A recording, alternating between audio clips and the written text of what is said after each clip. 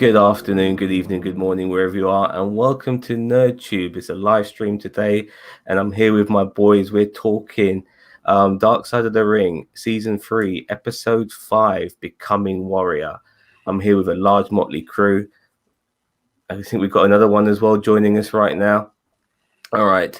So, first of all, let me introduce you to Gary. How you doing, my son? I'm all right. Very good. Dingo Shredder, how you doing? Glad to be here again. I haven't tanked the show in 2 weeks, so here's hoping. Fantastic. Very good.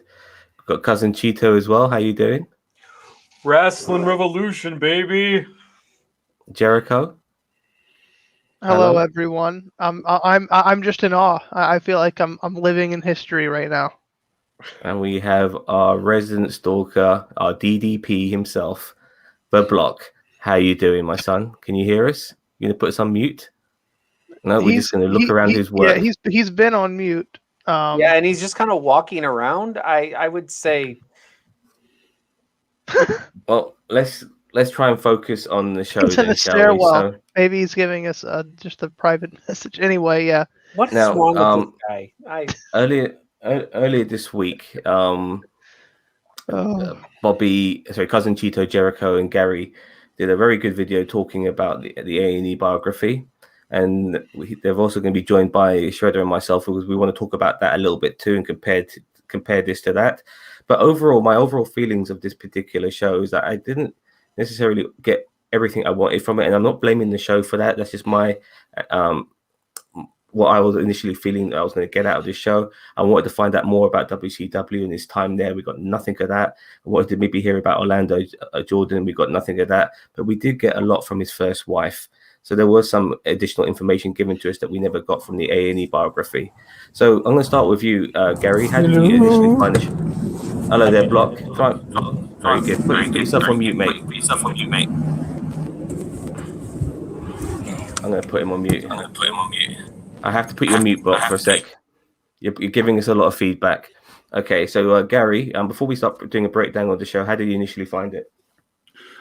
See, I watched the A&E documentary. This was obviously more negative take. I don't know if people say this is a more objective take, because I think that I generally believe that the truth about the Ultimate Warrior is somewhere in between, because as if you watched my review of the A&E documentary, I said he was a complicated human being. And that's very obvious from both documentaries that he was a complicated man.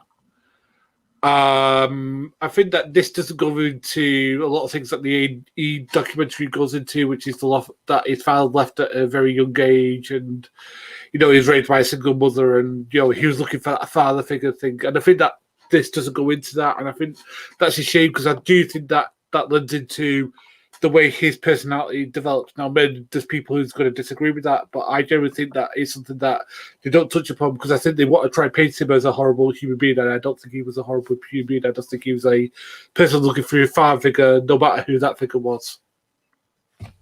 Okay, Dingo? Okay, I'm going to disagree with you, Gary. Warrior was a wretched human being. This A&E biography that took place, it was a further whitewash of Warrior's image.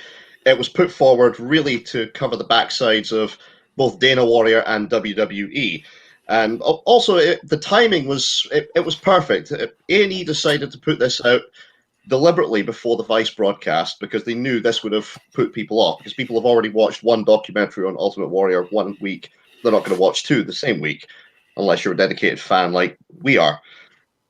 And again, this was just nothing but a complete whitewash of Warrior as a person. It was to paint him as a better human being than he was in real life. And that's my personal view on it. Incidentally, I will add, Dana Warrior described the Vice documentary, Dark Side of the Ring, as smut and filth. Dark Side of the Ring have made a T-shirt with that exact quote, smut and filth, which is on sale now. And if you get it, the proceeds will go towards supporting LGBT artists. Since Warrior was a massive homophobe, who still, for some bizarre reason, gets used as a symbol for Pride Month by WWE. So at least one decent thing has come out of this whole thing. Must be all those rainbow colors he has in his paint. I'm sorry. That's a real thing. That's not like an Onion article. What, that Warriors used as a symbol for Pride Month? No, that's a real thing. Dana Warrior herself has appeared in promotional material in the face paint and the tassels to promote Pride Month with the Warrior. But Dana Warrior, not the Ultimate Warrior. No, yeah, Dana Warrior. She appears in full Ultimate Warrior getup, but she's using the Warrior himself as a symbol for Pride Month. Yeah. Okay. Good. Interesting. Block, I'm not sure if you, without any giving us any feedback from your mic, what did you think of the Dark Side of the Ring episode? Block. I'm gonna mute him. Hello, Block, you there? Who? Hello, Block. Oh, he's gone. I didn't get rid of him at all. He just went. Jericho, I'm going to come to you then, mate. What did you think of the episode? There was one. I think Gary said it. One comment said this was like a more objective documentary. I wouldn't go there. I don't even know if it was negative. The reason why I say I wouldn't say it was objective is I think it's hard to be objective about people. It's hard to be objective about a personal history. I mean, it's personal to each person, and especially people who interacted with Warrior, especially people who have, personal experience with Warrior. Each person is going to interpret that differently.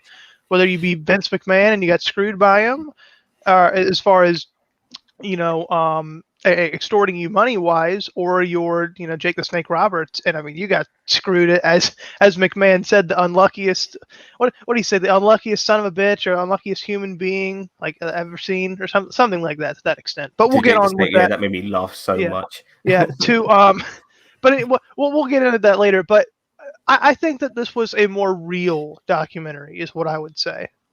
You could definitely tell that the A&E documentary was sugar-coated. You could tell that it was definitely put in a positive light. This was more real. These were these true experiences. I will say that people came across it negatively, but there were also, points, especially Warrior's ex-wife was very redeeming of him. I'll leave it at that. Okay, Cousin Cheetah. This documentary really didn't. I mean, it gave us different viewpoints of the Warrior's career and life.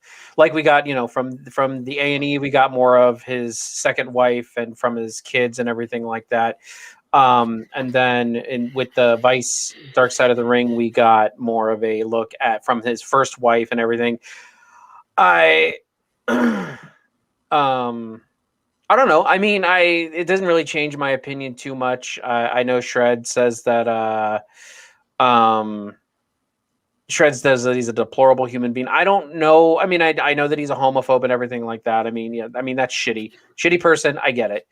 But I don't know. I mean, I don't know where the mat, like, I don't know. For me, it's just like, all right, well, let him be his own little bigot on his own little planet, which obviously he was for most of his career, because most of his stuff was nonsensical. So, I mean, you kind of have to consider the source at that point. So in no way do I support any of anything. I was not even really an Ultimate Warrior fan. But it did sound like, even from both documentaries, even put together, it sounded like he got a rough go about it in the beginning, and I mean, his career was just he was the source of his own destruction.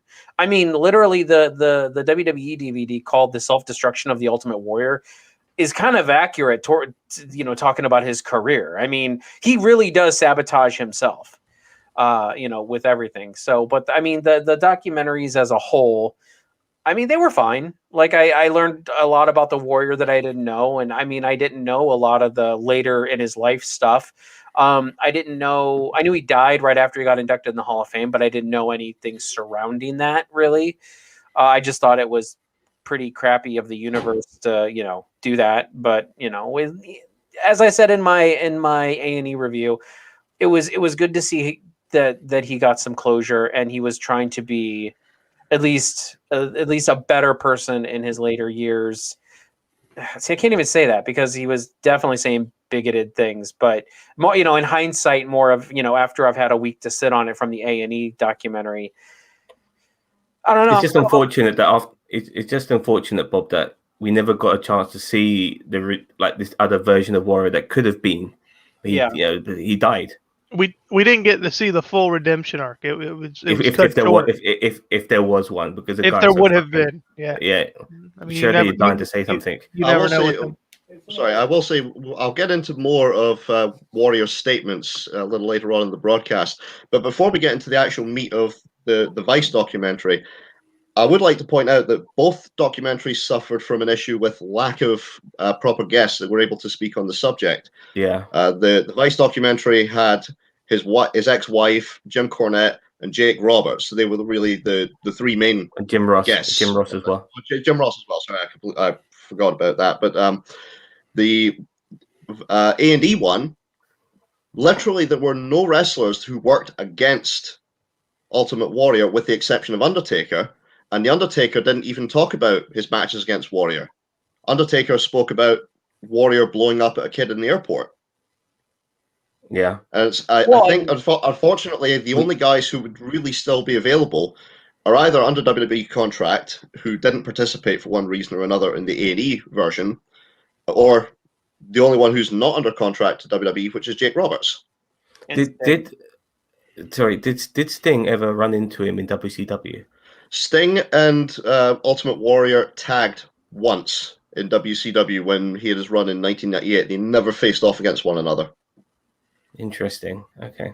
And I just want I just want to add, Shredder, that I agree. The Ultimate Warrior is he was one of the poorest workers you had ever seen. I mean, he's I would hate to be across the ring from him. I would be legitimately scared. Going back and watching his matches, it just gives me more of an appreciation for how good Rick Rude and Randy Savage really were. Bossman, you're dying to say something? No, I'm just saying that again, like there's a thing is that there's a compartmentalization that has to set in, because there's me as a kid who loved the face, as I said in the A&E documentary, that loved the face paint, loved the entrance, loved the music, loved everything. But when you get later in life, you realise that the reason his matches were as short as they were is because of his lack of ability. The thing is that I've always been a Sting mark, always have been, always will be. He's my favorite wrestler, and the thing is that you can tell that there's a difference between the two personalities. Like Sting wanted to get better, did get better. You wanted to learn, he wanted to learn his craft, and the thing is that he just see that there was a complete shift in the two personalities. You got Sting, who was this guy who wanted to learn, an Ultimate Warrior. He thought he knew it all, and I think that was the difference of the two personalities. I think, and you see it in their careers as well. Warrior could not have got over in any other period other than the late 1980s. No. Yeah, because if you think about it, it was the time of excess. It was the time of flamboyance. Arnold Schwarzenegger was the biggest box office draw in the world at the time. Again, it was all flamboyant and huge bodies. He looked like he was someone who literally jumped off of the screen from a He-Man cartoon. Yeah. Mm-hmm. Yeah. All right. So, sorry, go on, Jericho. So sorry, just to conclude, they definitely talked about that in the A&E documentary, as far as the culture and the bodybuilding and the macho physique, all that. That was something that was covered. They did a solid 5-10 minutes on that. One thing that I want to just go back on real quick is how you said that they didn't have a lot of let's say like vetted expert candidate, or not candidates, interviewees, people who were talking about it, commentators. And the thing that bothered me, as we've said, is WCW wasn't mentioned at all. And they had Bischoff on the documentary. And I forget if they had Bischoff on the documentary for the A&E one. I forget if he was on that one or not. But I don't understand how you at least don't bring it up. A minimum as an anecdote for how, he was as far as his work ethic and the work environment, and like how he was to be, a coworker with or do an associate with. It was just as that much of a significant part of his career, while it wasn't obviously the greatest part of it. It was amazing that they didn't even bring it up. His gimmick as well was really good for a younger age, just running in there, being really quick, burst of speed, this, then the other. He got harder the older he got. Shredder? Yeah, A&E's guests, if you recall, they had at least 3 podcasters on who are probably about maybe our age, roughly, slightly older, who were fans of the Warrior as kids, but they weren't adults at the time. They weren't around the business at the time. So a lot of them don't have that much credibility when it comes to being wrestling historians, as some have tried to pass them off as. David Shoemaker, for example, he was on this. He got buried quite badly by Jim Cornette over the fact that he was basically making shit up when he did his contributions for the Andre the Giant biography. Because a lot of the stuff he said in the Andre the Giant biography was completely inaccurate. Dave Meltzer, I was surprised to see him involved in the A&E biography because he used to refer to Jim Hellwig as the anabolic warrior in the Wrestling Observer. Yeah, he did. But then, given his involvement in this and his recent attempt to rehabilitate the image of Bruce Mitchell, I'm now going to have him nominated twice for the most disgusting promotional tactic when I do the Alternative Wrestling Observer Awards. Paul Heyman was involved in the A&E one, which again surprised me because Heyman and Warrior never crossed paths in their entire career. They were never in the same company at the same time. But to Heyman's credit, at least, I mean, his part was more about telling the story of the Warrior's end, much like Chris Jericho narrating the Vice documentary. But the big one, really, was Vince Russo. What on earth was he doing in this one? Yeah. I genuinely don't get it, because in 1996, when Warrior made his return, Russo was a magazine writer. He didn't join the WWF creative team until 1997. And when he got to WCW in 1999, Warrior had been and gone. So what exactly was Vince Russo's involvement in all of this? Yep, I got no answer for that, but you're absolutely right. What is his involvement in all of this? Now, I want to start talking about the play-by-play of this episode. So if anyone's got anything more to say, let me know now. All right, let's go. So this episode, Becoming Warrior, it has Eric Bischoff basically saying that Ultimate Warrior was a living cartoon character, and Cornette really mentioned, at the time, the fastest rising star. We then get to meet Sherry Taylor. Sorry, not Sherry Taylor. Sherry Tyree. I apologize. And she was Warrior's first wife. Now, this lady was missing from the A&E biography, so whatever she had to say was good because it kind of filled in some of the gaps. And some of the things we do already know, though, like when he was a young lad, he was studying bodybuilding. I actually knew all of this myself before I even saw the A&E documentary. This was everyone knew about this. This was quite a common thing. He was also, but one thing I didn't know, that he was also trying to study to be a chiropractor. Did you guys know about that? I didn't know about that. The AD documentary. Okay, fair enough. He wanted to get healthy because unfortunately there's a bit of a curse in his family because a lot of the men, they die quite young in their early 50s, which is unfortunate. And he had a drive as well within him that he wanted to be rich and famous. Warrior took his bodybuilding seriously, and he met Sting, and he was encouraged, whilst he was bodybuilding, and he was encouraged by Sting to go into wrestling. And they became a tag team called the Freedom Fighters. And they were like, it's so funny seeing Warrior at that time. I saw him in the A&E documentary too, but it was funny still seeing him as a plucky, smiley baby face. He's been a face throughout his entire career, but to be that plucky, smiling, white teeth, good old American boy type bullshit. Coherent. Yeah. That was fascinating to see him like that. How did you guys come, when you saw him like that with Sting? I mean, that for me is like a dream tag team, Warrior and Sting. But how did that guys make you feel? Did you guys know about the Freedom Fighters? Did you guys know about the Blade Runners? I knew about the Blade Runners. Okay. No, I'll start with Gary. Continue. No, I knew about the Blade Runners from the self-destruction of the Ultimate Warrior, because I believe they passed on it a little bit, but it wasn't massively. But it was good to hear on the A&E documentary to hear Sting talk about it. How they got together, that he'd met Jim, I think, when they were working out in the gym and stuff like that, and they developed this sort of relationship and they became a team and stuff like that.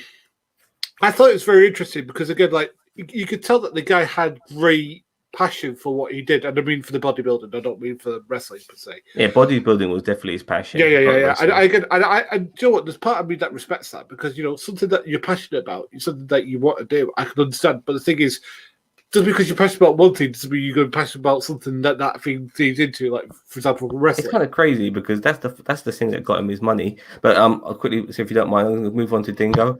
What did you think about the Blade Runners? I'm pretty sure that you knew about Freedom Fighters and Blade Runners before Right. this fucking documentary got I must aired. confess, I completely forgot about the team named the Freedom Fighters. I heard that they initially started off as Power Team USA when they went into Memphis. My God. That was when the four of these these bodybuilders were all together. They were called Power Team USA. That's what they were pitched as to Jerry Jarrett. Fantastic. And I did know about Mr. Blade Runners, but the matches were the drizzling shits.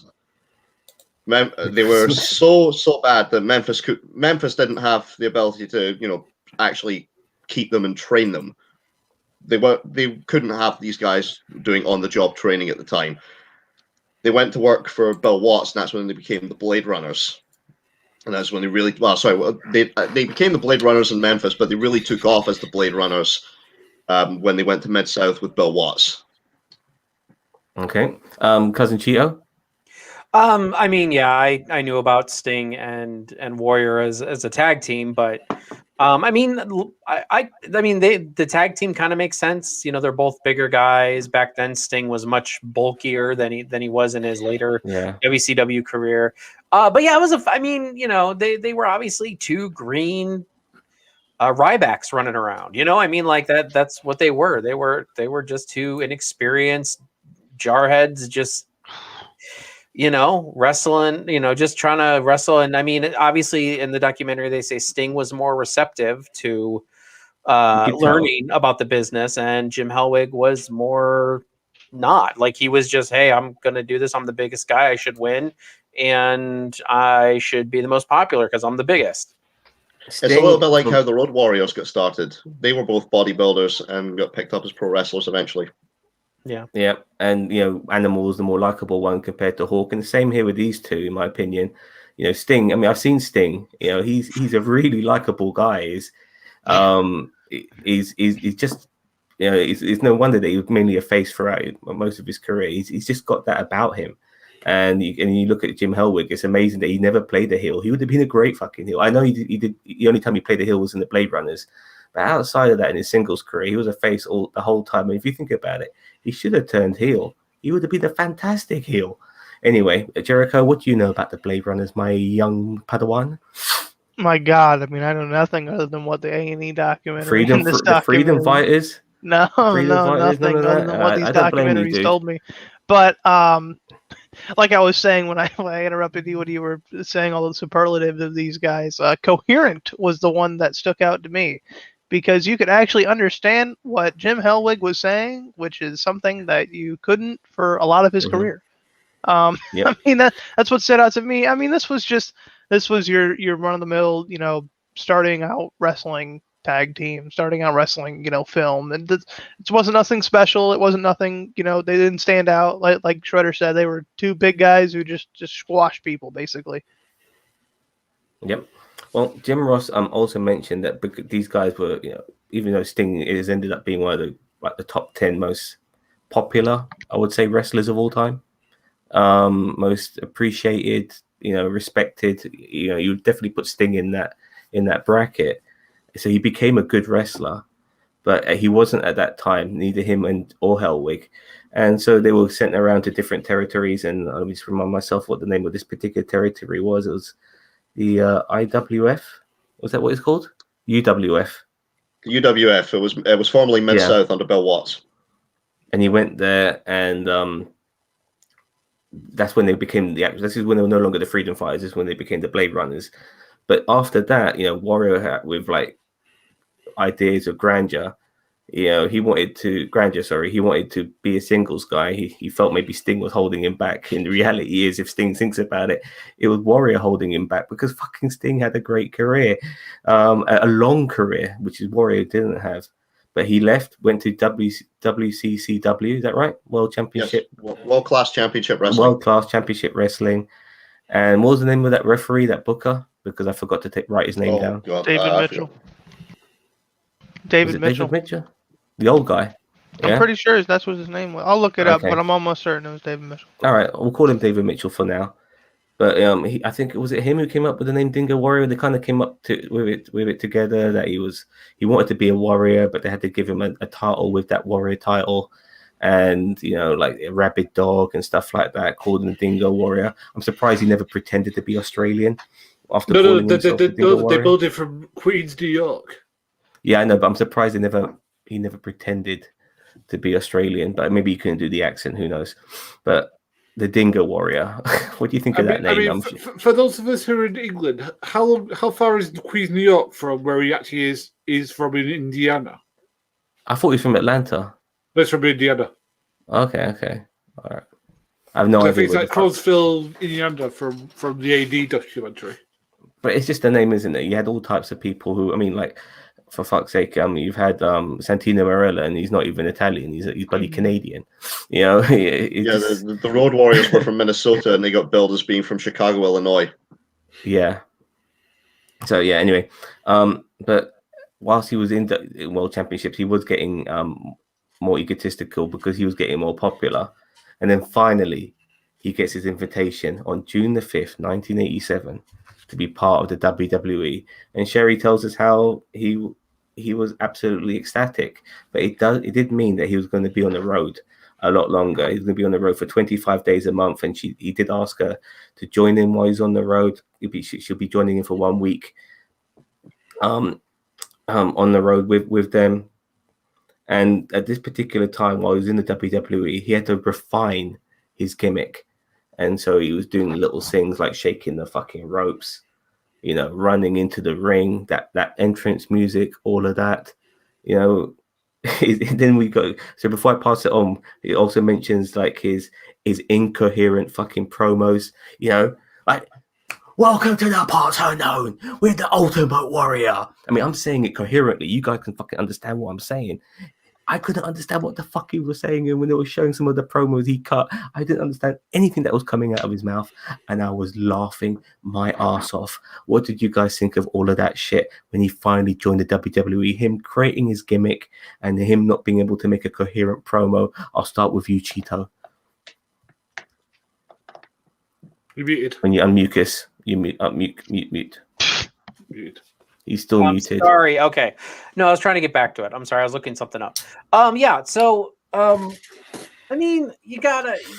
There's an element in wrestling. It's like you gotta be okay on the mic, and you gotta be good in the ring. Now, some people are great on the mic and not so good in the ring, but you at least have to have those basics. And the Ultimate Warrior was just like, I'm just gonna spew bullshit until with an intensity that just washes over everybody, and that's all that it was. I mean, like, I couldn't even, I don't know, I couldn't even understand the appeal of the Ultimate Warrior ever. Period. Like, I know, maybe if you're in a live audience, as a wrestler, like, I'm just like, what is the appeal of this wrestler? And keep in mind, I started watching it in '97, so the Ultimate Warrior.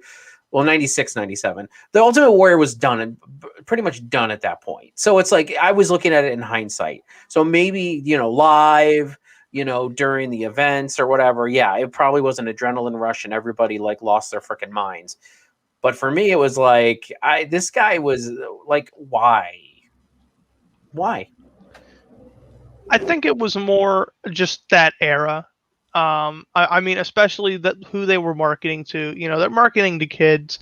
They're marketing to get the 3 tickets. They want the kid to come in, and then the mom and dad to bring him. That was Vince's philosophy then, and I mean, hell, it's kind of his philosophy now. This coming from the fetus in the '90s. Yeah. I mean, hell. When we're talking about now, it wasn't even fetus at that point. I mean, 92, 90 anyway. But yeah. I mean, I just think that it was a product of its era.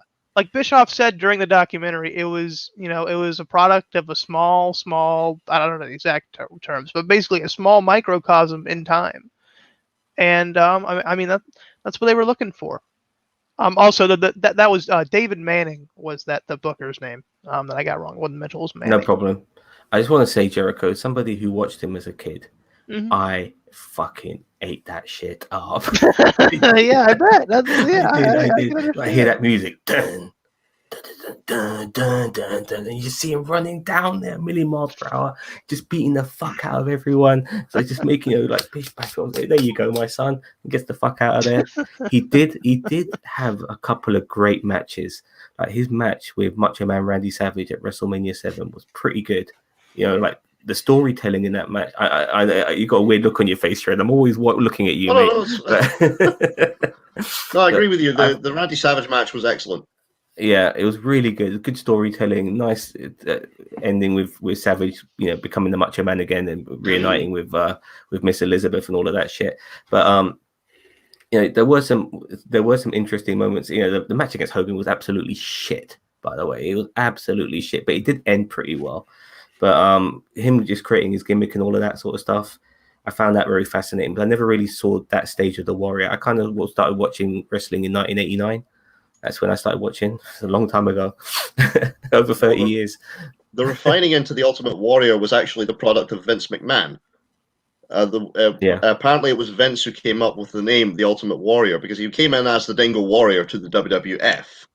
Yeah. And they decided, well, you've got the Road Warriors. Kerry Von Erich at the time was calling himself the Modern Day Warrior.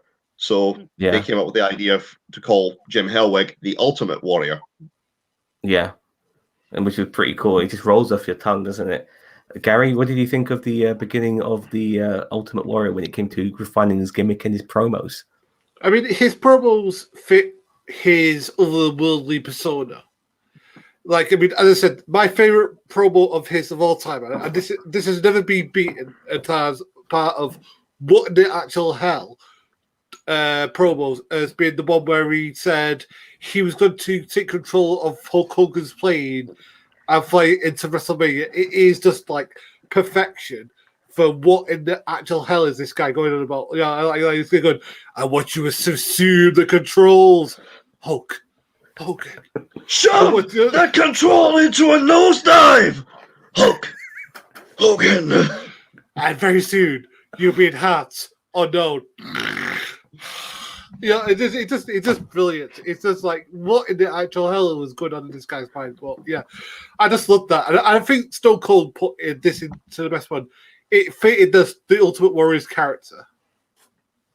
Now, we all know in the entertainment industry that you've officially made it when you get yourself an action figure, a video game character, or in this case, a wrestling buddy. And by the way, Warrior had all it's three. The wrestling buddy. I'm sorry, I couldn't remember the brand name. I actually remember that. I actually remember. I remember wrestling buddies. Yeah, wrestling buddies. I remember awesome, that in Woolworths. That shows you how long. You see how he had his mini me with him, and he was so loving it.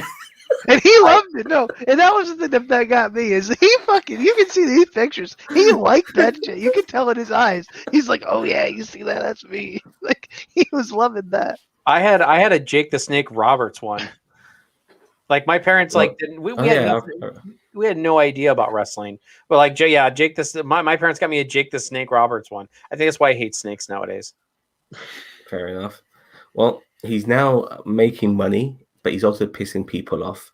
Bobby Heenan famously said, or this is coming from Cornette, that he had a damaged neck, he had a bad neck from his time as a wrestler, and he always tells people that when he's taking his manager bumps, not to hurt his neck. But Warrior didn't give a fuck and just grabs him like he's Andre the Giant, just holding him up there and shit. You know what I mean? And apparently Bobby Heenan then told him about his neck injury, and Warrior didn't give a fuck. And it was kind of a thing he had, like he was always stiff with guys. He never took care of his wrestlers when they were fighting in the ring. And what did you guys think about this? But this is before we're gonna get into Hogan in a second. But what did you guys think of this about Warrior? Are you surprised that he was able to have a match with Hogan, considering he was pissing everyone off and he was shit in the ring, regardless of how much he was, how hot he was? He was not very popular backstage. Gary? I think personally, with the right guy, he could have if he respected the guy and the guy could guide him. Like as I said, Macho Man Randy Savage. I mean, that's actually what made me a fan of the guy, because I used to watch him against Randy Savage, WrestleMania. He'd also do like house show events sort of with Randy. And Randy would be able to get good stuff out of him because I think that he trusted and Randy could do that with anyone.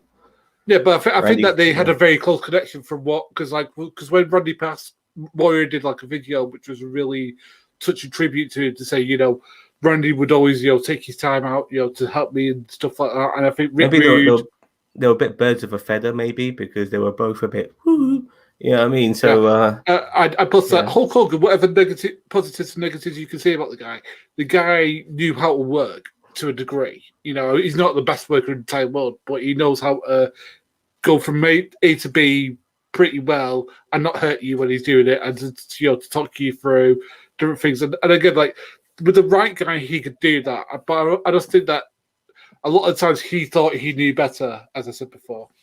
Okay, Dingo. Were you surprised that he was able to get as far as he did? I mean, before Hogan, that is, if we're talking up to Hogan, considering he was fucking of a sort of royalty within the WWE, like people like Heenan, who's very much respected and within the business, and he was fucking pissing people off, other wrestlers, stiffing them and shit like that. Were you surprised he got as far as he did? You're asking that question when Vince McMahon has pushed people like the Great Khali. Yeah, I guess so. Warrior's a better wrestler than Great Khali, but that's I know. high bar. Yeah, but because I mean, again, this is a guy who hurt people. Bobby Heenan has said that himself in the shoot interviews that he's done, that Warrior did hurt him. On 2 occasions, Warrior clotheslined him in the neck as stiff as he could. Well, it felt like it was as stiff as he could. And during a pay-per-view match that they had, I think it was a Survivor Series one year, where Heenan was on one team against Warrior. Warrior picks him up for the gorilla press and just drops him. No warning at all. So Heenan comes crashing down and seriously hurts himself on that landing. Heenan is a wrestler, but he's not a young man anymore. He wasn't at that time. Yeah, it's terrible. I'll throw these questions to you, Cheeto and Jericho. Were you surprised that he got as far as he did, considering he was very disrespectful? I mean, Shredder's kind of answered it initially, but what he did with Heenan, for instance, I mean, are you surprised he got any further than that with how he treated Heenan? Am I surprised how far he got with the physique he had in the era that he was in? Absolutely not. I'm not surprised one iota. Am I surprised that the man went without a major injury in his career? 100% because how that guy didn't get his leg broken or fucking jaw beat in or orbital bone fractured or something just by somebody who was, just rubbed the wrong way with him. Because he was never around long enough, was he? Well, I mean, he wasn't. But I mean, to put it frankly, I mean, the guy was an asshole. I mean, I don't know what's going on with my camera, but basically, I'll finish my point here.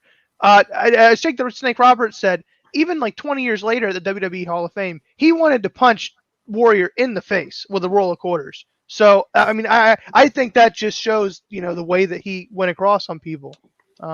I guess it fixed itself. I have no idea what went on there, but I mean, he just came across people at such a way that I don't understand how. I mean, because he basically got out of it scot-free, other than the repercussions he self-imposed on himself, as far as what happened with McMahon and stuff like that. But as far as, for lack of a better term, being an asshole, the guy didn't really receive any penalty for that, which I think is a shame. Chio?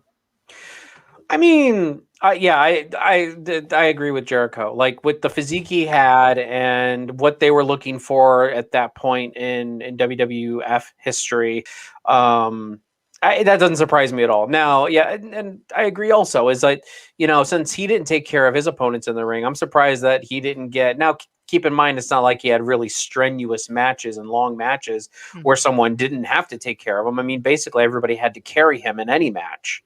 Because all he would do is just look like a Neanderthal and just go in there and clothesline. I mean, he's worse than Austin. Punch, kick, stunner. I mean, like all you got was clothesline, gorilla press, and splash, and that's it. Like that is your pre-Stone Cold, pretty much. Shredder, I just want to. I know you want to say something. But I just want to say something to you. Okay. Shred, because you mentioned Great Khali, but I look at it from a different perspective. Great Khali, I would never think he would be egotistical like Ultimate Warrior would have. And I would have felt that would have been also detriment to Ultimate Warrior, his ego. I mean, Great Khali would have just been happy just to have that position at the top of the card. you know, and He would was have been world carried. champion for like 2 or 3 months. Yeah, and he would have been carried by these guys, and he'll be following their lead and stuff like that. Ultimate Warrior was a different kettle of fish to Great Khali in that sense. But if Vince McMahon is fixated on somebody, it doesn't matter what happens. He's going to push this person to the moon no matter what. That's what happened with Ultimate Warrior, because Vince McMahon is obsessed with bodybuilding. He ran a bodybuilding pay-per-view promotion, for Christ's sake. He was shilling things like Federation. Psycho Pro. Yeah, So, well, bodybuilding. I think Vince McMahon, in his own mind, he sees the ideal version of himself being Jim Hellwig, the Ultimate Warrior. Mhm. If he could transplant his brain into any other human being's body, he would transplant himself into Jim Hellwig. He was utterly obsessed with the guy. What I was wanted to get back to, though, was just Jericho's point that Warrior got away incident-free. He didn't entirely. There is a story that Rick Rude beat the shit out of him after an incident, because Rude was having to carry him for a number of matches when they were feuding over the Intercontinental title, not just on the pay-per-views, but on the house show circuit. Warrior was a pain in the backside to work with, and he mouthed off at Rick Rude something about him being too small. So Rude, being the man he is, beat the fuck out of him.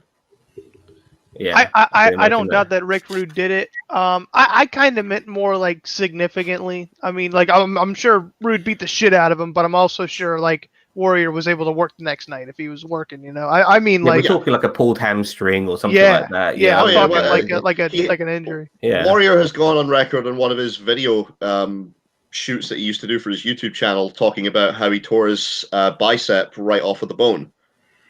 Yeah, and yeah, he was told he was not to do any exercise. Instead, what he did was he tied it up and he continued doing dumbbell curls immediately after getting it surgically reattached. He was addicted to his bodybuilding. But I'm going to go now to WrestleMania 6. Now, I remember being absolutely giddy as fuck watching this as a kid. I thought the pay-per-view was pretty good.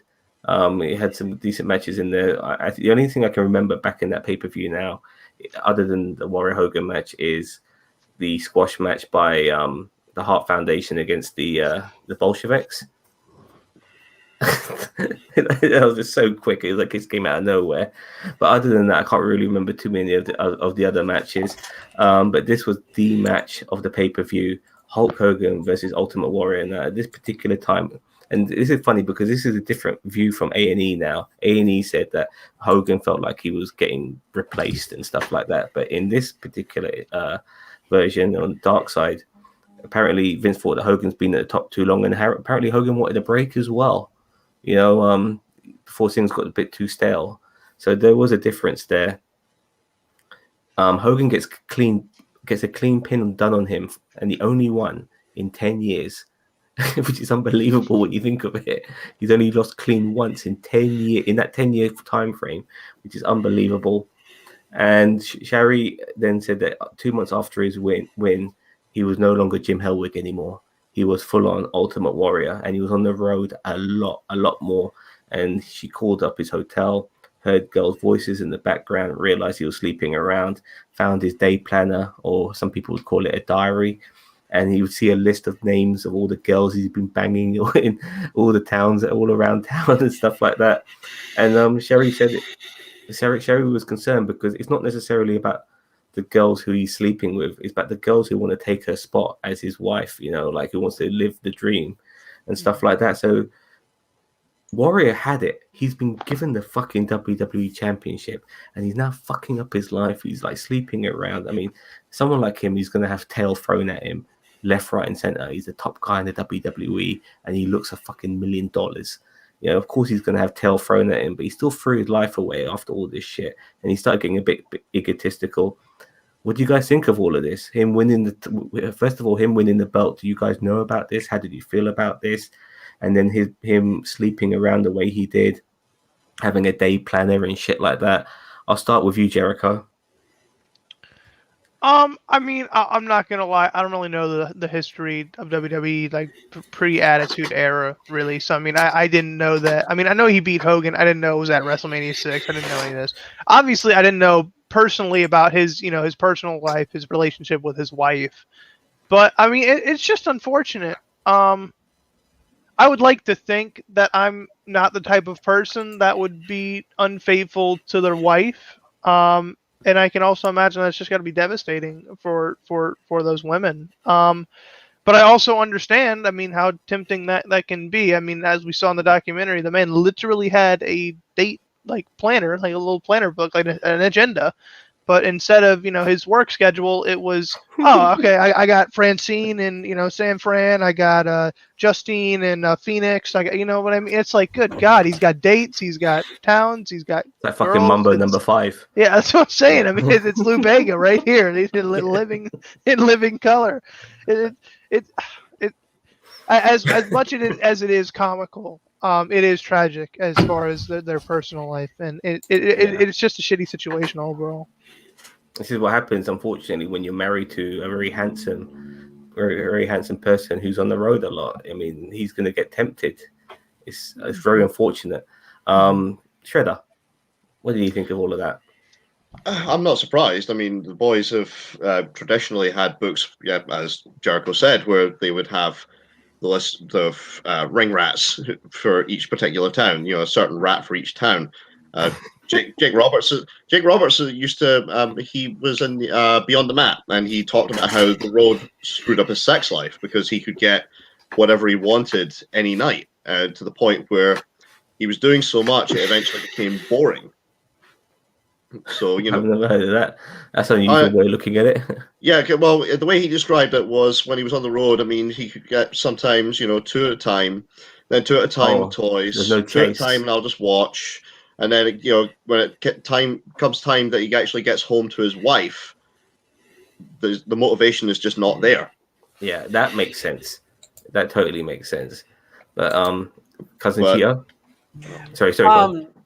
I mean, yeah, it really sucks with him him cheating and everything like that. Although I feel like I mean it's kind of given that they throw it. Now that's not excusing it. I mean, obviously he's a dumbass and he got exactly what he deserved, divorced.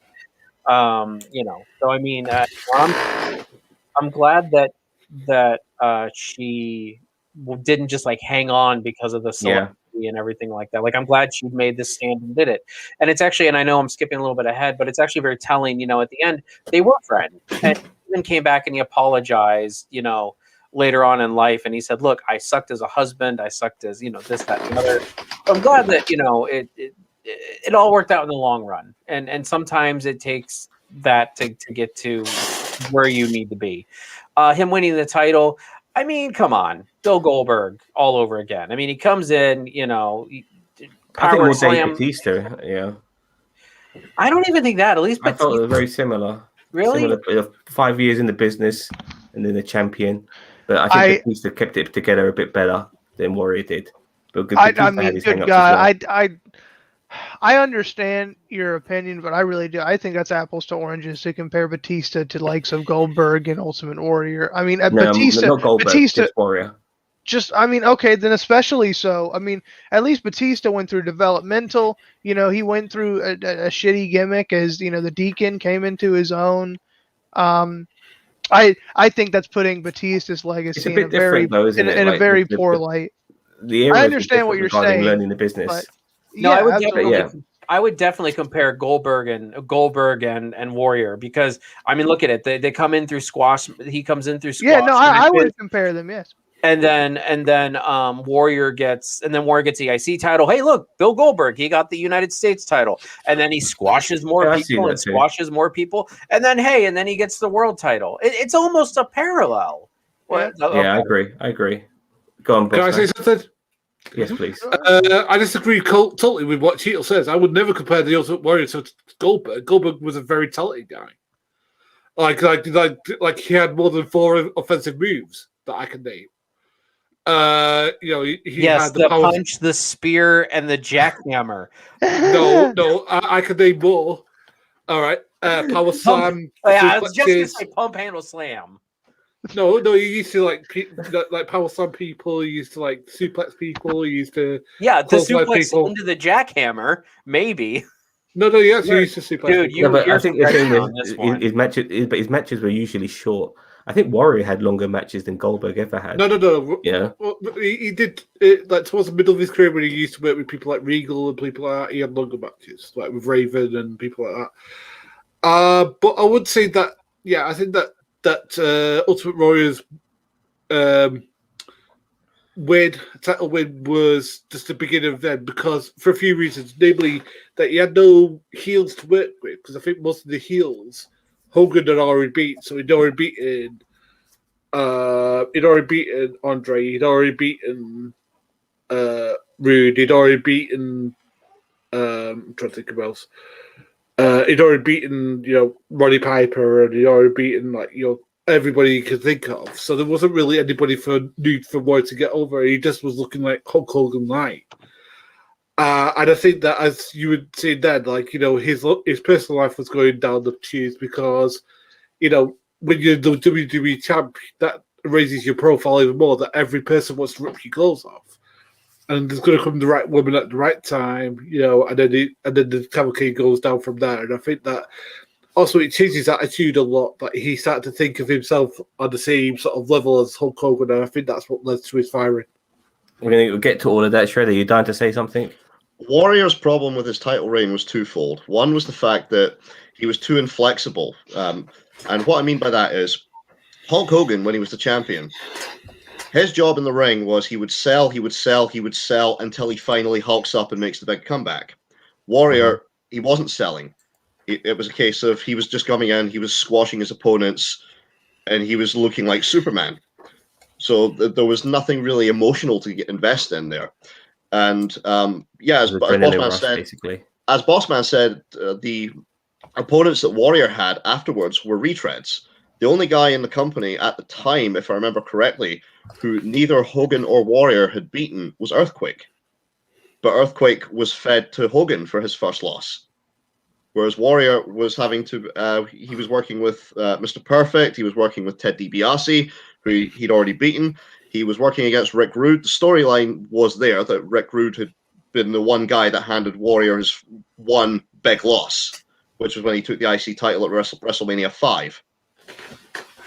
But apart from that, again, there was nobody else in the company, so Warrior didn't really have anybody to. Yeah, and Warrior. I remember. So Warrior never really had anyone new to work with. Yeah, that was a problem. Yeah, for sure. So, Sherry, sorry, I apologize. I'm jumping ahead here. Warrior's lost his belt to Sergeant Slaughter now. Things are not happening so great for him, and he's supposed to have a feud with Jake the Snake Roberts, which will begin straight after SummerSlam. And I remember that match at SummerSlam. It was Hulk Hogan and Ultimate Warrior versus Sergeant Slaughter, Colonel Mustafa, and the Iron Sheik. Yeah, Colonel Mustafa and General Adnan. Colonel Mustafa was the Iron Sheik. Yes, General Adnan. My bad. General Adnan, yes, my bad. And I remember Warrior chasing Adnan and Sheik backstage with a chair or some shit like that. And by the way, Warrior's written a note, by the way, saying that he's going to sue the WWE. So not sue the WWE. I'm sorry, I'm losing track here. Warrior written a note saying that he wants more money at the WWE. He wants to be treated as a star. And this was very important, this note, because it came back to haunt him when he was running backstage to deal with Mustafa and Adnan, because he then gets met by Vince. Now, this is different to the A&E documentary, because the A&E documentary said that he was given a letter. But in this, apparently Vince was there, said, "You're fired, get the fuck out of there." And Jake the Snake is ready to start his feud with Ultimate Warrior, because he's supposed to do a run-in on Warrior and beat him up or something, which begins his feud with Warrior after that. But that never happens because Warrior has been fired by fucking Vince McMahon. He's been given a letter, the same letter we saw in A&E documentary, saying that he's a legend in his own mind and shit like that. And Jake was then told that he's the most unluckiest fucker in the world, which is so bloody true. He's also very lucky. He's one of the few guys who should be dead by now. When you look at wrestlers who died, it's amazing that he's still fucking alive. But, nevertheless, Jake said that he was the unluckiest wrestler in the world because he was expecting big money paydays, which he never got. And Jake said that he was really pissed off, but I don't know who to. Was it to Vince or was it to Warrior? Because Warrior got fired. And It was definitely the Warrior for fucking up. I think he can understand that Vince was, he's a wrestler. He understands the golden rule. You don't no show a show. I mean, he's in the industry. He threatening the business and stuff here for sure. Yeah. And Jake was really mad. So did you guys know about all of this? Was this all new to you? I know some of you guys knew about the A&E documentary and you got your information from that. But did you guys think it was kind of amazing that he kind of got fired in the middle of a fucking match? I'll start with you, Cousin Chio. I mean, not really. I mean, it didn't surprise me. I mean, Vince McMahon. Look, you don't cross the boss. That's the golden rule in the WWF. It does kind of surprise me that Vince was waiting for him behind the curtain and basically telling him to get the fuck out once the match was legit over. I mean, I thought that was a bit dramatic, but I mean, it doesn't surprise me that he was told to get out. So yeah, I mean, I thought that this was, I really thought that this was a good move by Vince, just because if you start showing weakness with one with one wrestler, somebody who thinks that they're a star, and they're really not. I mean, let's be real. I mean, Hogan had been doing it for a decade at that point. I mean, he had more ground to stand on than anyone. But then you got Warrior, who's been the champion for 5 minutes. 5 minutes, and he's been in the business for, compared to Hogan and all them, 5 years, and he's making all these demands to get the level of Hogan. I think that and I've said this in the A&E documentary, I think it would have been better if Ultimate Warrior, or Jim Hellwig would have gone to the table with Vince in negotiations rather than just, I want this or I'm walking. Because you back a guy like Vince McMahon in the corner and you're done. Period. He would rather lose everything than to just succumb to to whatever demands you're making. Yep. Dingo. Okay.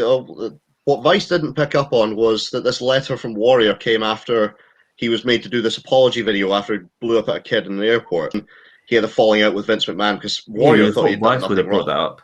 Vice would have brought that up. I would have thought that too, but they didn't bring it up. But this was Jim Hellwig thought he had done nothing wrong.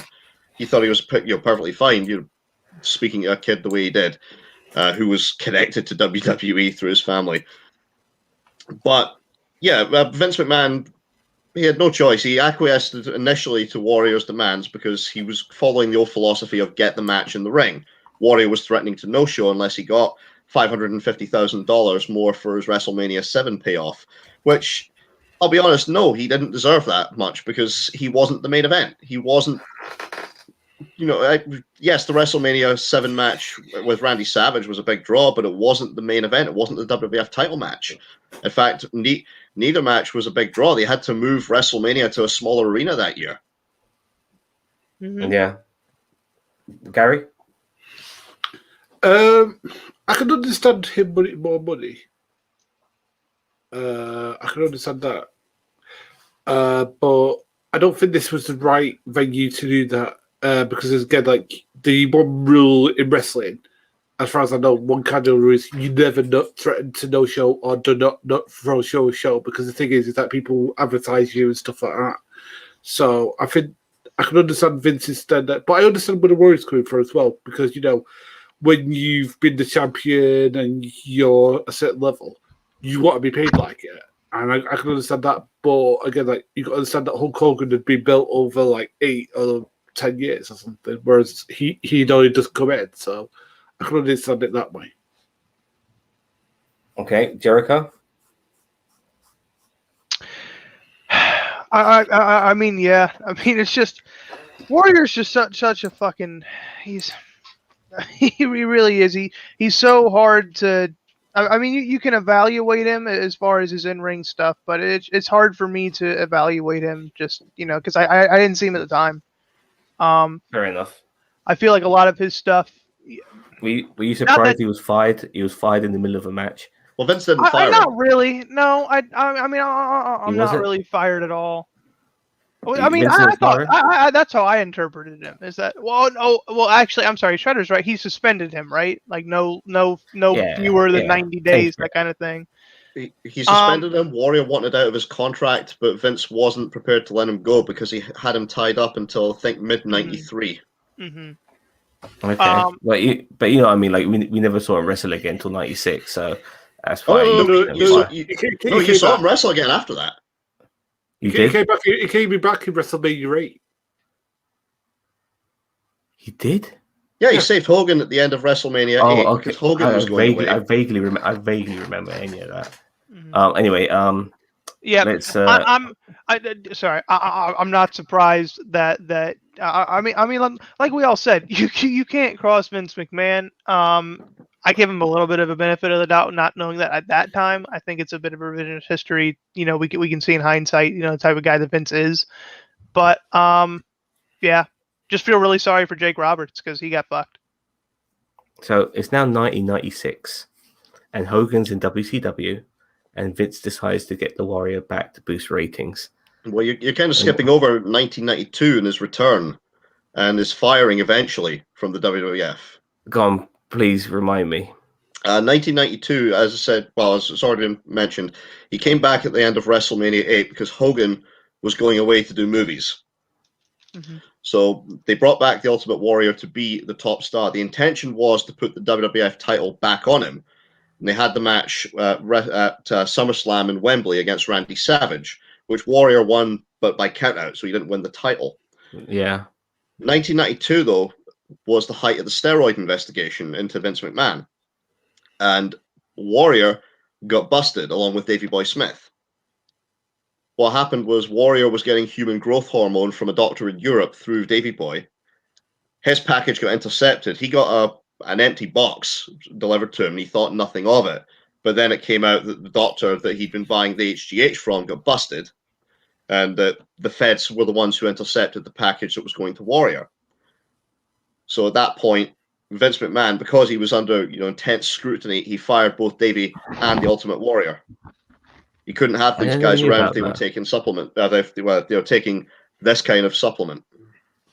Okay, well, I'm going to jump to 96 No, now. you need to talk about what happens in the middle of this, because this is when was this revealed in the documentary? I never saw this. Yeah. This is definitely because really, I must have missed that. Yeah. So basically, this is when this really started going off the rails for the Ultimate Warrior, because I think this is when he opens his gym, but also not all of that. He also does his comic, which I don't know if you've ever read it. Comes up with this term, which is distrucity, which is the truth between destiny and reality. And this you're jumping way ahead now. You're jumping way ahead. I've watched this twice, dude. I've got this all written down. You're jumping ahead. I want to go to 1996. Okay, in 1996, okay, he was Hogan was in WCW, and Vince decides to bring Warrior back to boost ratings, and Warrior meets Vince, Jim Cornette, and Jim Ross, and he comes up with the word, which you just said. Distrucity. Yes. Yeah. I'm sorry, I can't say it. I just can't say distrucity. There you go. I've tried to say it, I can't. To describe himself, which means creating a truce between one's reality and destiny. Now, wanting to be an entrepreneur and a motivational speaker, he creates the comic book and other things. And on his return, he squashes Triple H and becomes, and it's like a. And sorry, I apologize. He squashes Triple H, and the spark he once had is gone, and Vince gets rid of him for good because he's just not the same Warrior from the early '90s. The mid '90s Warrior is just a bit stale, and Vince finally gets rid of him. It's not quite accurate.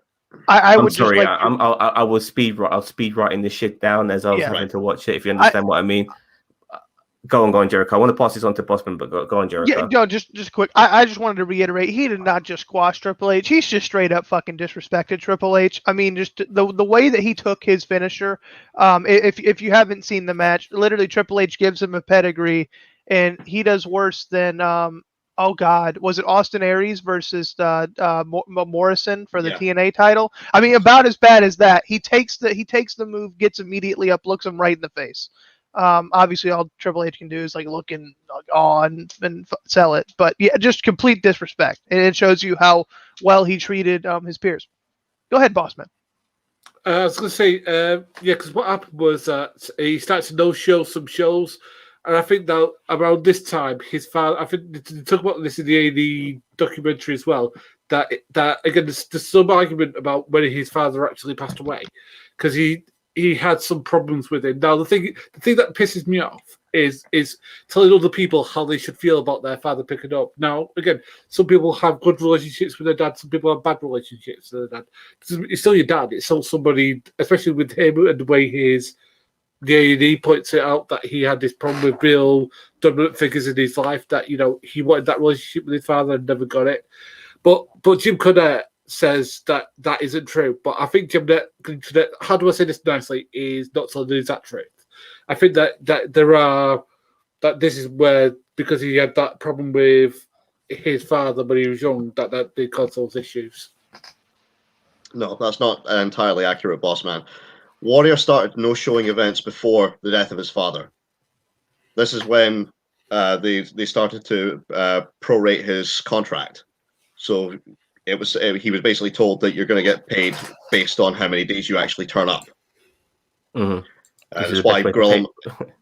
Yeah, he was no-show. He was showing up for TV, but he was no-showing live events. And the live events, all he was doing, he was going in and having like 30-second squash matches against Vader. So it wasn't like he had a lot to do. Yeah.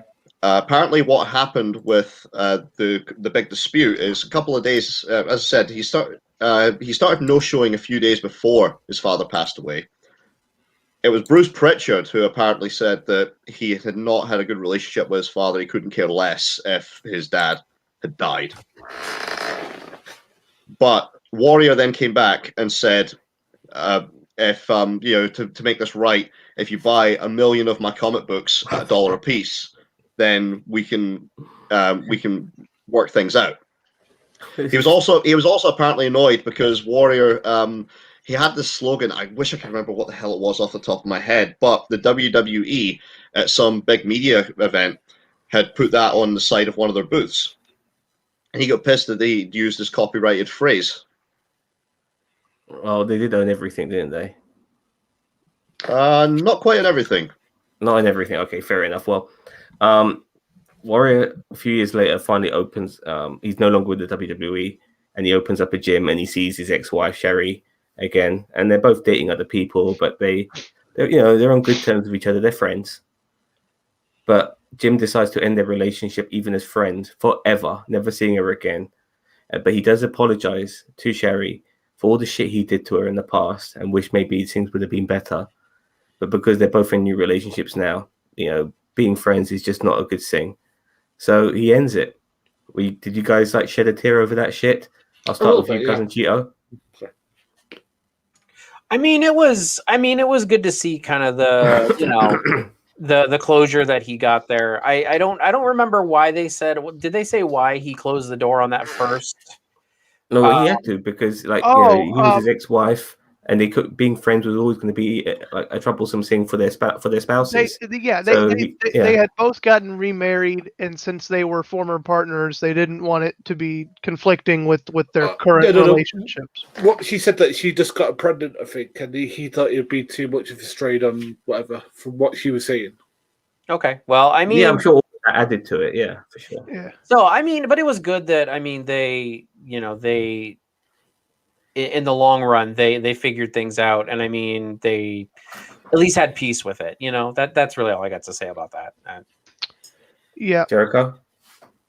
The thing that shocked me more than anything was that Jim Hellwig could be aware of his own flaws and have a meaningful and genuine apology. I'm sorry, I don't mean to be comical, but that was genuinely it was genuinely shocking to see that side of him. To see that he could be, if you were close to him, if you were loyal to him, he genuinely cared. And I won't say that he didn't care about other people, but obviously he didn't show it very often, and that was one of the few times that you could see it. Bossman? I thought it was a really sweet moment of him and his ex-wife having closure, but then knowing that they've got new families and it's going to put strain if they're still as close as they are. And I think is that a very adult of Jim to understand that, considering who he was before that, to understand that about himself. Yep, I totally agree. Shredder? No, I have nothing more to add to that. Okie dokie. So Warrior has his new wife now, and she's a motivational speaker herself, I believe. Is that correct? Shred, I'm looking at you always when I'm asking these She, things. right, she got a job initially running the aerobics program at Warrior's Gym. Okay. Okay. And Well, they discussed that in the A&E biography. She got Yeah. a job as the aerobics instructor Yep. at Warrior's Gym. And Okay, initially, Said, I'm going to marry you. She said, yeah, I wouldn't even date he you. said, I need to marry you. And she said, I wouldn't date you. But he persisted, and they hooked up. well, apparently she's a conservative lady. That's what they're saying, and Oh, yeah. apparently he's learning some sort of conservative ideology. People can really go on about what conservatism is, but one thing for sure, there is a big chunk of it which is quite bigoted. And Warrior became a motivational speaker, but he wasn't motivating jack shit. You see that famous clip of him in that university, and he just starts Waiting having doesn't make the world work. Yes. When you see an old man say shit like that to a younger generation who are starting to see things differently to when he did, it's never going to motivate anybody, and it's not going to put people on your side. This was probably one of the biggest stains in Warrior's career, because you can always have disputes with your work, but something like this, there's no place to hide. There is no place to hide here. I mean, people, as much as there were so many scandals regarding Warrior, this was one of the biggest ones, if not the biggest, in my opinion, because this guy was idolized, by a lot of people, maybe even gay people as well. Because look at him, you look at him in the ring, he's a fucking homoerotic person. I mean, caricature, I mean, I'm sure he's very much idolized by certain demographics, because the way he looks physically. And then he probably has more fans in the gay community before they realized he was fucking anti-gay. So it was kind of bizarre to see him do that, but he just doesn't shit on gay people. He shits on everybody. Like, you see him in all these blogs he's doing. He's having a go at Hulk Hogan regarding his wife sleeping around and stuff like that, and just pissing off everybody in the business. It's like, this guy's just fighting everybody. Boss, Shredder, I know you're down to say something. So I'll pass it on to you regarding this particular I have moment got in a his few life. things to say about this. The A&E biography, they decided to try and spin it as Warrior picked up all these conservative ideologies from listening to Rush Limbaugh. The problem is that clip from 2005 where he says he got all these, that he used to listen to Rush Limbaugh a lot, it doesn't line up with what's actually on film. There's an interview with him from 2003 that C-SPAN has got where he credits his political views to his wife, Dana. Mm-hmm. So I can understand why she would like to disassociate herself with this. I mean, she is now the reason that you cannot find the archives of Warrior's blog on the Wayback Machine, because she threatened them with copyright litigation to get them scrubbed off, which is why the people who run Wayback, they don't have the funds to fight a long, drawn-out copyright battle. So, of course, Dana gets to attend these events representing WWE with no hint at all that she held any of these disgusting views that Warrior put forward very publicly.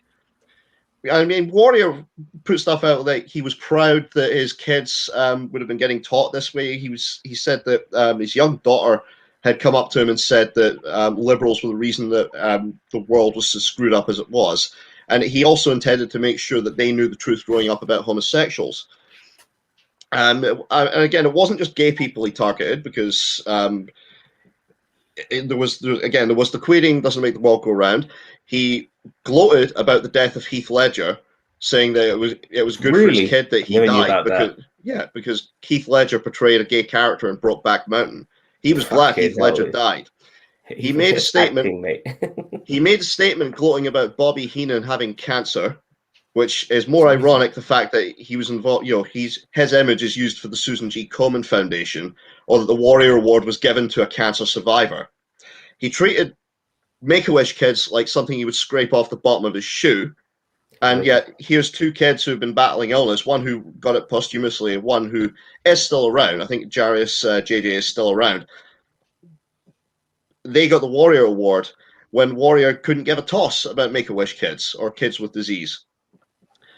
He called Darren Drozdov a cripple. Oh my God, that's disgraceful, man. Yeah, Jesus and Christ. the Warrior Award winds up going to a paralyzed NFL player. I mean, I really do not get this. I mean, how this is allowed to go on. I'm glad you told me all this. I never knew half of this. Yeah, I mean, how how do you get away with mocking someone who has cancer and be associated with the Susan G. Komen Foundation? Or how do you get away with treating Make-A-Wish kids like crap and being held up as this icon towards, this bastion of virtue towards them?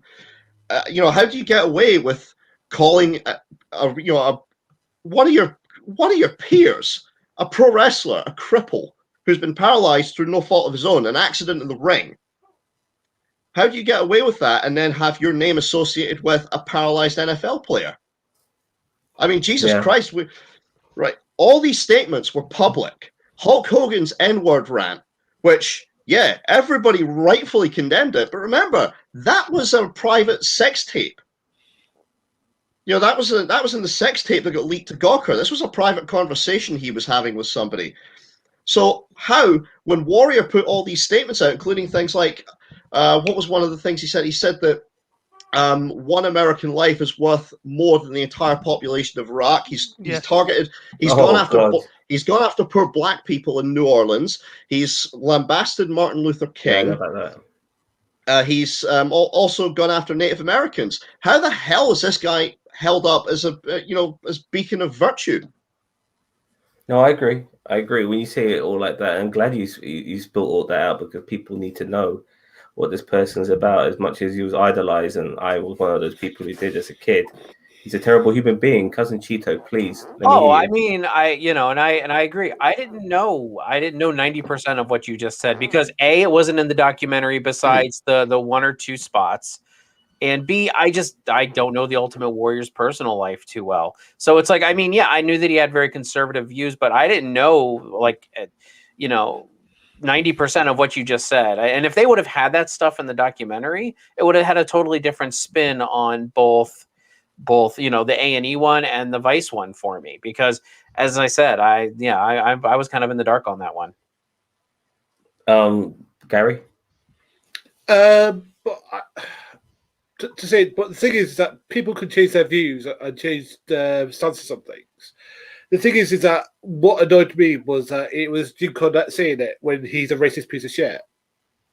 I'm sorry, I'm just going to say it. I mean, I'd rather somebody who wasn't like that, who was saying these things, about Warrior, because the things what Shredder was just saying were horrible to say, and the homophobic things he was saying were absolutely abhorrent, and I think any reasonable person to think so. But from what I understand, both him and his wife, through some charity or something, got to meet more gay people and their views changed. And I think that's a reasonable thing to do. People can change their views on things. That's not true. Warrior was unrepentant until the day he died. Well, I got till the end. I mean, maybe I'm incorrect about that. But I generally believe that people can change their views on things. I generally do. And I try not to condemn people, because again, sometimes we get sucked into really shitty behaviours that we really shouldn't do. I do think that, again, as you say, Jim Hellwig, the person, was very complicated, and I think that both ones show that, because at the end, when we see him going towards Jake Roberts and saying, "Look, I'm sorry for everything," blah blah blah, and he's trying to make amends for the things he's done, it showed me at least that he'd grown somewhat. But I do agree with what you were saying, that he had said things that I don't know where we should be having a Warrior Award about. Okay, I want to try and wrap this up, but I'm going to try and wrap up in the next 10 minutes. Okay, guys. Okay. So I just want to continue what we're saying regarding that particular issue. I just felt that we never got a chance to see Warrior redeem himself, because he did die the moment we did see a new chapter in his life. So we never got to see that himself. redemption. I mean, in this last year, I wonder what kind of stuff he would have said about Asian people if he still had his blog up. Yeah, I totally agree. Because he just flips on a dime, and I think all that steroid abuse he done as well didn't help with his mental condition too. But let's just quickly move on. So go on. So I haven't said anything about this topic. So what I will say is the one thing that I think is a difference is there's a difference between changing your opinion and evolving on an Mhm. issue or a topic or a controversy, however you want to talk it, and literally spewing hate speech intentionally. There's a difference Yeah. between being ignorant and being malicious, and Jim Hellwig crossed that line many times. And I don't, me personally, I can't forgive that. I can't have that be redeemed. That's irredeemable because there's a difference between not understanding someone or not, being able to appreciate a perspective, and a difference between literally hating them because they're different than you, or because you don't appreciate or can't understand or are You think offended you were by who they are. shock jockeying, trying to get recognition by saying all this shit? He might This- have, but there's a difference. He could have shock jocked and made a living, a nice living too, by doing shoot interviews and everything. He didn't have to go about specific group demographics of people. He could have done this within his character. He could have done this within the industry. He decided, and he individually, nobody forced him to do this. He expressed those thoughts and those reprehensible statements, by himself and himself alone. No, he wasn't coerced into that. Okay, I want to get into the final stage now. As we're going into 2014, and by some sort of a miracle, Warrior is getting inducted into the Hall of Fame. Yeah. And Jake the Snake Robert that year is also being inducted in the Hall of Fame, and he's still got this almost 25-year beef with Ultimate Warrior going on at this particular stage, and he's ready to knock him out. And then Warrior comes from behind him and doesn't hit him in the back with a steel chair, but actually just taps him on the shoulder. And he turns around and he apologizes profoundly to him, which disarms Jake the Snake. I'm kind of surprised in the way Jake said that he was disarmed, because he should have known that the Warrior could never be trusted, even at this particular stage, because one minute he'll be cool and then he'll switch on you. But nevertheless, it disarmed Snake and they kind of made up. And then on the next, he went out on the Hall of Fame, and then the next night he cut a promo on Raw. And I have to admit, looking back at this promo he cut, he did look quite haggard. He really did. I just thought the fact that he was wearing this massive robe on him as well as the suit was maybe weighing him down. But even at his age back then, he's still a very strong man. Maybe he didn't, I don't know. But he looked very poorly. He said unfortunately, some ironic words, which, every man will have their last breath and their heart will beat their last beat or some shit like that. But then just 12 hours later from that moment, he was dead. He was fucking dead. And that was Jim Hellwig done. And we never got to see this ambassador role that he might have portrayed. Who knows? Maybe he would have got winced into more shit by saying bollocks or some sort of, disrespecting, politically incorrect bollocks. Who knows? But we never got to see any more of the Warrior. And it's so sad that we never got to see any more of this man. I know what you've said. I totally know what you said, but I want to see more of this man, Dingo Shredder. I needed to know where his life was going, because he's that fascinating.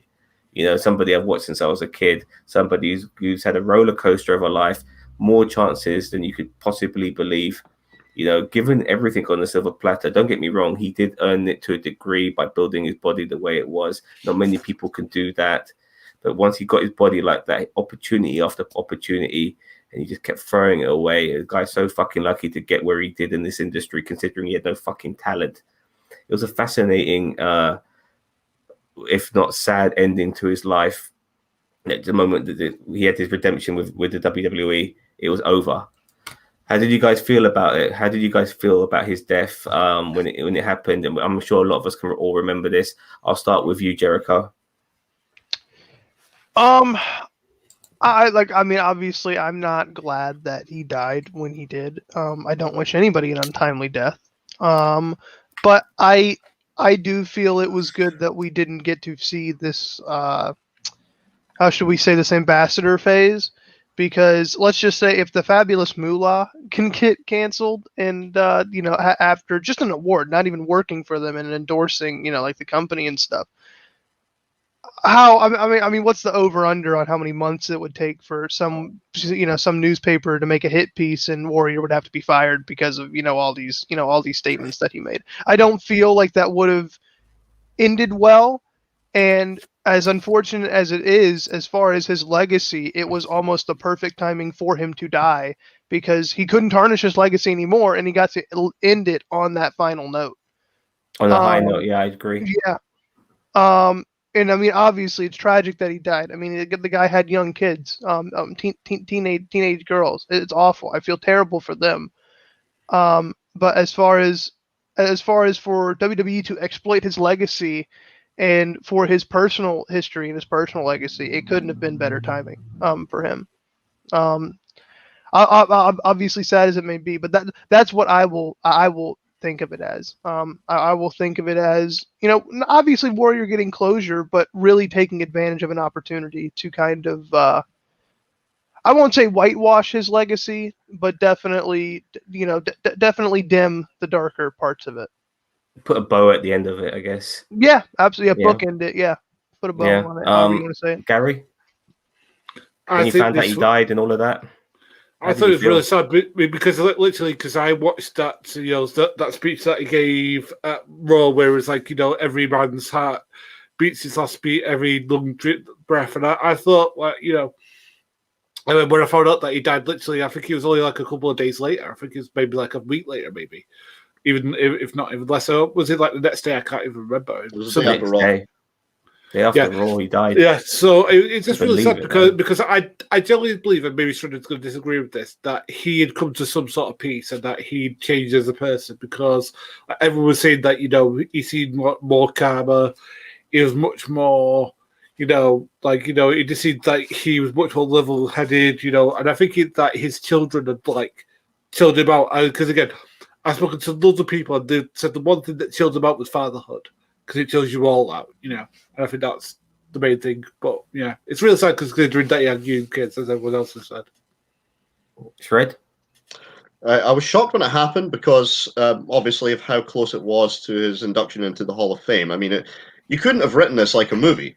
It goes into the Hall of Fame on Saturday, appears at WrestleMania on Sunday, appears on Raw on Monday, dies on Tuesday. Yeah, Craig David, eat your heart out. Yeah, you couldn't script that. But I was sad for his children because obviously they lost a father at quite a young age. Warrior was only 54 when he passed away. Jesus Christ. So young, man. Yeah, because you were saying he looked haggard, but, again, he wasn't all that old. Just 54. I mean, Terry Funk was still wrestling at that age. I say haggard because obviously he died 12 hours later, and by the looks of him, he was on his way out from when we saw him on Raw. I wouldn't have been surprised. I wouldn't have been surprised if Jake Roberts had knocked him out, because it's not just the beef going back to when they were working together in the WWF. Warrior had been writing about Jake Roberts and talking about him in shoot interviews as well. He called him a junkie and said he deserved to die. Wouldn't it have just been god awful if Jake would have punched Warrior or would have hit him? I mean, that most likely would have killed him. I mean, that would have been god awful. That would have been another episode of the Dark Side of the Ring in itself. It could very well have done, but again, I don't think this could have happened at a more perfect time. Warrior reconciling with Vince McMahon. I don't know how much he changed as a person. I mean, he was just the year prior cutting promos online against people like Kevin Nash. So, he was getting into online Twitter beefs with other people involved in the wrestling business. He was posting videos about Hulk Hogan still. So again, I don't know how much peace he'd really made with everybody in the business. He made peace with Vince McMahon. He made peace with Triple H. He made peace with Jake Roberts. WWE was then prepared to just completely ignore his entire past as a political speaker, no matter how heinous some of his words were. And they decided to use his name for what was actually not even Warrior's original proposal. Warrior's original proposal was to name an award after the guy who used to run merchandise for about 20 years and recognize somebody within the company who works behind the scenes, not on camera. Okay. And that's what eventually became the Warrior Award. So that was given to people like Conor the Crusher, the woman who survived cancer. I can't remember her name off the top of my head. Sorry, the paralyzed NFL player. Jarius. It's only been since about 2019 that they've actually been giving it to WWE employees. You know, when you say that, like, you think about it, like all the bad things Warrior's done, and then yeah, that's a really good one. He had those little do the right thing now and again, far between. Well, as the saying goes, stopped watches right twice a day. Yeah, I agree. Now, I want to wrap this up by saying that his youngest daughter looks like she could be a possible WWE superstar in the future. I saw that in the A&E documentary with her and the kickboxing and stuff like that. Do you think, is it Madigan? Is that her name? Madigan Warrior? Was Indiana or something? I wouldn't. So actually, Cousin Cheetah, did I ask you about Warrior's death to you? No, but I mean, I just for time's sake, the whole thing that I would summarize Warrior's career and life with is a quote that basically says, "The flame that burns twice as bright burns half as long." Yeah, I agree. That is how I feel his life and his career was, because he was in and out in a flash. His life was shorter than a lot of people's. But I mean, he definitely burned twice as bright. And whether that brightness, and I'm not saying brightness as in good, I'm saying brightness as in like you can see it, you know, like I know what you mean. I know what you mean. I just want to come off saying like, hey, the Warriors this great light. No, I'm just saying like he burned very brightly and yeah. So as I said earlier, do you think his youngest daughter will end up being in the WWE to continue the Warrior legacy? I mean, will she? Probably. Do I want that? I don't care. Truth be told. Okay. Like, I mean, if she's a good wrestler, yes. But if she's gonna be just somebody right on the coattails of, that's how it is when it comes to nepotism. Yeah. Yeah. But like I said, I want to pass this out very quickly. Jericho, do you think she'll be in the WWE? Warrior's youngest daughter. Do I think? I mean, yeah, probably. I mean, she definitely seems like she has the drive, and I mean, God, if Charlotte Flair can do it, you know, coming out of nowhere, I mean, she was in her mid 20s, right, when her brother died, and she decided to get into the industry. Yeah, she's like one of the greatest wrestlers I've ever seen. I don't even want to put it as a gender. Yeah, she's just so fucking naturally good. Well, that's what I'm saying. Go ahead, boss man. I was going to say, because isn't Mick Foley's daughter still trained to be a wrestler, or has she quit? I can't remember. Mick Foley's daughter's fucking hot, man. I can't believe he created that. It's unbelievable. When you see Mick Foley's daughter, it's unbelievable that this lady was it's got his DNA in her, because she's so fucking beautiful. It's unreal. Anyway, Foley is focusing on her modeling. She's not doing wrestling now. Okay, I don't blame her. It hurts less. Maybe more money as well. Okay. Anyone else want to answer this? Do you think his youngest daughter will be a wrestler, a shredder? Don't know. Don't care. I mean, Scott Hall's kid, Cody, is a very talented wrestler. He's not made it to WWE yet. I honestly don't think everybody's kid automatically is going to make it there. Yeah, but it's Ultimate Warrior, baby. You know what I mean? Like, we're talking like this next level. You know what I mean? So it's like fucking Nick Hogan. It's like Nick Hogan becoming a wrestler. That's the point. I think is that just because you have a legacy. I'm taking the piss. Okay. All right, I'm gonna wrap this up. Gary, you got anything to say? No, I think I said everything. All right, wonderful. All right then. Well, thank you very much for watching. This has been a fantastic debate with my friends here, and I hope you guys have enjoyed it. Don't forget to leave a like, share, comment, subscribe, all of that. We'll be back for the next week's one. What will that be, Shred? Grizzly Smith. Grizzly Smith. Good Lord, what a selection! I like it. I have no idea. Can I suggest something? I think we should have some females in the panel, because considering what that's going to be about, I think you might need that. I will try to find some females and add them in, whether they like it or not. Anyway, for fuck's sake, I won't do that. I don't want to shock anybody, but I will try to find some if I can. I'll get my net out. But yes, don't forget to like, share, subscribe to NerdTube. We'll be back next week doing another live debate on the next Dark Side of the Ring, but we also have a variety of videos of all types, whether it be reviews, fan reactions, trailer reactions, all of that shit. And I'm doing it a lot with these boys, so please join us for that. But like I said, subscribe to NerdTube. We're the greatest thing of all fucking time. Thank you very much for watching. Have a nice day. Thank you very much, lads. I'll see you guys later. Bye-bye.